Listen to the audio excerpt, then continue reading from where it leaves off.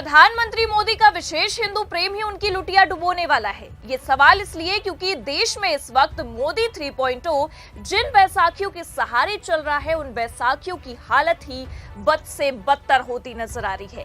नमस्कार, आप देखना शुरू कर चुके हैं 4PM न्यूज नेटवर्क और मैं हूं आपके साथ प्रगति ठाकुर। आखिरकार वही हुआ जिसका डर प्रधानमंत्री मोदी को काफी समय से सता रहा था। जिन बैसाखियों के सहारे मोदी जी तीसरी बार सत्ता में वापस आए हैं, वो कब साथ छोड़ दे, इस बात का खौफ केवल प्रधानमंत्री मोदी को ही नहीं बल्कि पूरे भाजपाई तंत्र को है। लेकिन बैसाखी इतनी जल्दी और इतनी आसानी से साथ छोड़ देगी, इसकी उम्मीद किसी ने भी नहीं की होगी।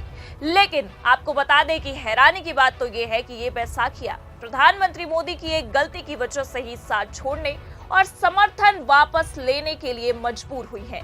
जी हाँ, बिल्कुल सही सुना आपने। मोदी जी का विशेष हिंदू प्रेम ही उन्हें ले डूबा है और अब हाथ से सत्ता जाने तक की नौबत आ गई है। तो फिलहाल ऐसा क्या हुआ है जिसे लेकर प्रधानमंत्री मोदी की कुर्सी पर बात बनाई है, आपको बताएंगे। और क्यों अब नायडू जल्द समर्थन वापस ले सकते हैं, इस तरह की आशंका भी जताई जा रही है, उस पर भी आएंगे। लेकिन उससे पहले आप ये खबर देखिए। वक्फ संशोधन विधेयक के खिलाफ पटना और विजयवाड़ा में होगा विरोध प्रदर्शन, मुस्लिम पर्सनल लॉ बोर्ड ने किया ऐलान।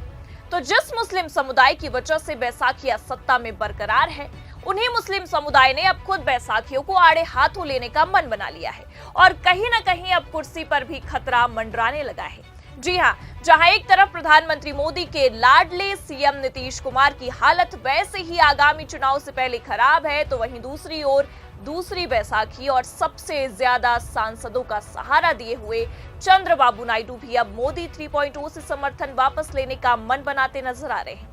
जैसा कि आप खबर देखकर ही समझ गए होंगे कि वक्फ बिल को लेकर जिस तरह से मोदी सरकार लगातार इसे पारित करने के पीछे पड़ गई है, इस वजह से कहीं ना कहीं प्रधानमंत्री मोदी की बैसाखियों को सबसे ज्यादा नुकसान हो रहा है। और बस इसी नुकसान को देखते हुए बैसाखियां भी अपने हाथ खड़े करती नजर आ रही हैं। देखिए, खबर में लिखा भी है, दिल्ली में 17 मार्च को हुए प्रदर्शन के बाद all India Muslim personal law board ने वक्फ संशोधन विधेयक के खिलाफ देशव्यापी आंदोलन शुरू करने की घोषणा की है। इसके तहत 26 मार्च को पटना और 29 मार्च को विजयवाड़ा में विधानसभाओं के समक्ष बड़े पैमाने पर विरोध धरनों का आयोजन किया जाएगा।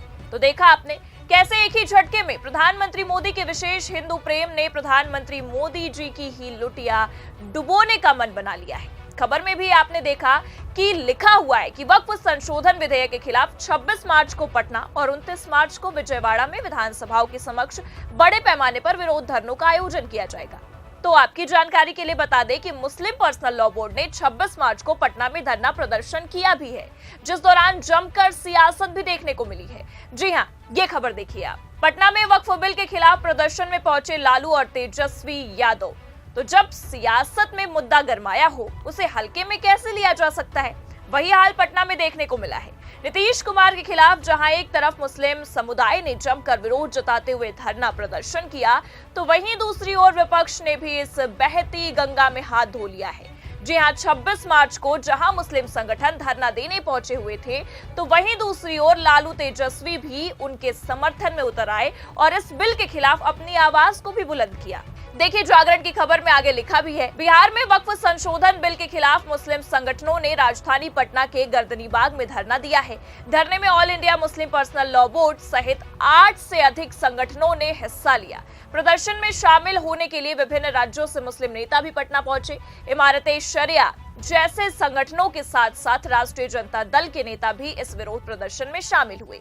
आरजेडी सुप्रीमो लालू प्रसाद यादव और उनके बेटे तेजस्वी यादव ने भी धरना स्थल पर पहुंचकर अपना समर्थन दिया। दोनों नेताओं ने केंद्र सरकार के इस बिल को असंवैधानिक करार देते हुए कहा, हम आखिरी दम तक इस बिल का विरोध करेंगे। ये बिल मुसलमानों के अधिकारों का हनन करने वाला है। तो देखा आपने, जहां एक तरफ ये मुद्दा गरमाया, वहीं दूसरी तरफ लालू यादव और तेजस्वी यादव ने कमान संभाल ली और इस मामले पर मुस्लिम संगठनों का समर्थन कर दिया। लेकिन मामला ये नहीं है कि समर्थन दिया गया है, मामला ये है कि विधानसभा चुनाव से पहले ही मुस्लिम संगठन की आड़ में आरजेडी का ये चुनावी मूव कहीं ना कहीं नीतीश कुमार के लिए काफी महंगा पड़ने वाला है। और बस इसी डर से चंद्रबाबू नायडू भी काफी घबराए नजर आ रहे हैं। जी हाँ, क्योंकि आपको बता दें कि 29 मार्च को इसी तरह का धरना प्रदर्शन जो पटना में हुआ है, वही आंध्र प्रदेश के विजयवाड़ा में भी होने वाला है, जिसे लेकर अब चंद्रबाबू नायडू भी भारी टेंशन में नजर आ रहे हैं, क्योंकि जो हाल बिहार में नीतीश बाबू का होता दिखा है, अब वही हाल जल्द चंद्रबाबू नायडू का भी होने की संभावनाएं हैं। जी हाँ, देखिए खबर में साफ साफ लिखा हुआ है, आंदोलन के पहले चरण के तहत 26 मार्च को पटना और 29 मार्च को विजयवाड़ा में विधानसभा के समक्ष बड़े पैमाने पर विरोध प्रदर्शन का आयोजन किया जाएगा। इन धरनों में मुस्लिम संगठन की केंद्रीय नेतृत्व टीम, विभिन्न धार्मिक व सामाजिक संगठनों के राष्ट्रीय और प्रांतीय प्रतिनिधि हिस्सा लेंगे। साथ ही सिविल सोसाइटी, अल्पसंख्यक समुदाय के प्रमुख प्रतिनिधि तथा दलित, आदिवासी और ओबीसी वर्गों के नेता भी इन आंदोलनों में भाग लेंगे। बोर्ड में विभिन्न राजनीतिक दलों के नेताओं और सांसदों को भी इन कार्यक्रमों में आमंत्रित किया गया है।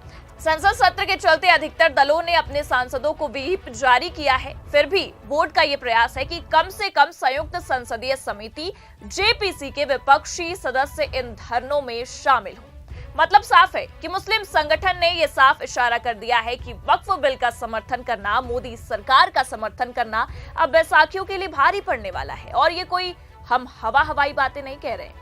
जिस तरह की खबरें निकलकर सामने आ रही हैं, जो हमने आपको दिखाया भी है, जिस तरह के दावे किए जा रहे हैं, उसने भी कहीं ना कहीं ये साफ कर दिया है कि बैसाखियों ने मोदी सरकार को अपना समर्थन देकर अपने ही पैर पर कुल्हाड़ी मार ली है। जी हाँ, क्योंकि पहली खबर निकलकर ये सामने आई कि नीतीश नायडू की इफ्तार पार्टी का बहिष्कार करेंगे मुस्लिम संगठन, तो वहीं अब ये विरोध प्रदर्शन वाली खबर ने अलग ही बवाल काट के रखा हुआ है।